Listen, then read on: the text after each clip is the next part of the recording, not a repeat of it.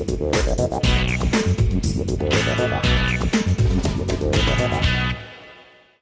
to SBR Forum Videos. I'm Peter Loshak. This is part 2 of Into the Weekend with BetDSI, the call we do every Thursday with Brent, the headlines manager at DSI, where he gives us some insight into some of the sharp action he's taken and what the public action is and what the books are going to need. We just got finished discussing college football week 13. Now we're going to talk about NFL week 12. Brent, thanks for doing this call with us, as always. Ray roll, Peter.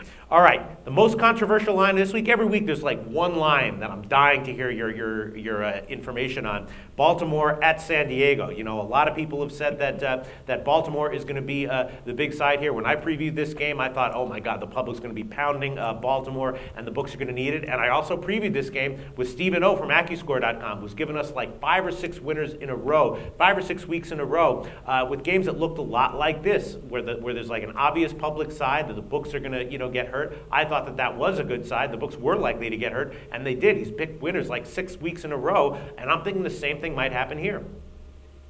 Yeah, this is one of those games where right now I don't have a whole lot of sharp money involved. This is a lot of teasers on Baltimore on this game right now. In terms of straight bets, we've taken the count's about 2-1 in favor of Baltimore, but the money's pretty much even, slightly favors San Diego. Interestingly enough, we've taken more bets on Baltimore, but we've taken bigger bets on San Diego, so we're pretty much balanced out right at this point, Peter. But you haven't had any like notable, obvious sharp action on this game. No, not at all. You know, when you said this is one of the games that you were really interested in, I was kind of digging deep to see who was involved in this game, and just not a whole lot of sharp action yet. All right, okay, and so you're saying that the public is actually somewhat split here.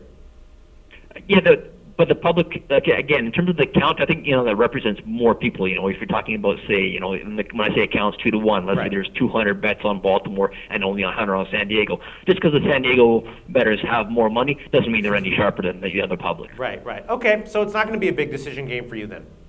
As of right now, no. You'll see, again, you see the way the line moves, and you'll get an idea who we're going to need closer to game time. All right. One game that I have to assume, if there is one game that I had to pick that is going to be a big decision game for you, it's got to be the Bengals game. I'm guessing the Bengals even at minus more than a touchdown or a huge public side. Yeah, and again, that's a really high teased game as well. Yes. So you're sitting right now Cincinnati -8, so people are teasing that down to 1.5 or 1. Thinking Cincinnati is just going to win, and we keep looking at Oakland as a team who's capable of coming back and backdoor covering because they can put up a lot of points. But like we saw last week, that just didn't work out for us very well. The money's about 3-1 in favor of Cincinnati. The count's about 2-1 in favor of Cincinnati as well. So right now, sharps have not got involved in Oakland. I figure if they do either way, that's the side they're going to go with. Right. But right now, they haven't got involved. All right, there you go. That's pretty telling to me. And then another interesting game in line this week is the Falcons at Tampa Bay. The Falcons, we've been discussing this in our preview videos. The Falcons have a great record, but their stats are just sort of so-so. I'm wondering if the sharps have taken either side here. If they have, it's got to be Tampa Bay. Yeah, well, they actually haven't dabbled in the side yet. What I did get is sharp money on the over. Now we're sitting at 50 right now, and the total over 48 and 48.5 was sharp money for sure. That's something for your viewers to look out for. The count in terms of number of bets favors Atlanta, of course, about 4-1. Okay. Dollar volume is about 3-1 in favor of Atlanta right now. So again, on the side, not a whole lot of sharp action involved, but the total definitely on the over. Right, and the public is definitely on the Falcons. Absolutely, yes. Yeah, okay. All right, so here I have some general thoughts just on, the past few weeks I've seen a lot, I feel like I've seen a lot of sides that were likely to get one-sided action that I thought we were going to get burned on, and it's come out to be pretty much true. This week I'm not seeing a lot of sides where I'm really worried for you. Where I am worried for you, though, is teasers. It seems to me there's going to be a ton of, teaser sides that you're going to just get hit with teaser, and that those might really win, and if that does happen, you're going to get killed. Yeah, that's the thing with teasers, though. That's the beauty of them is you got to win a couple of sides, not just one. If you win two out of 3 and you do a 3-teamer, well, your teaser doesn't cash. So. All right, but so just looking over this card, there's like 5 or 6 pretty obvious teaser candidates to me, and so I'm assuming that if 2 of them lose, then you're probably going to be okay, right? Right. We're looking at Cincinnati, a lot of teasers. We touched on Baltimore, a lot of teasers as well. A lot of teasers on Atlanta, the public side. Green Bay is another public side. Indianapolis and Denver. I mean, Denver every week is just getting boring here, in that we need the opposition every single week. This is one of those weeks with Denver favored by 10 points at Kansas City that we do have some sharp action involved on the dog there. Now, the sharp action we took on Kansas City was at plus 10.5. Line is 10 right now. The count is 3-1 in favor of Denver. Money is about 2-1 as well. So that's something where we're probably going to sit at 10 because the public's all over Denver, but we probably won't go to 10.5 just because the sharps jumped in on that right away.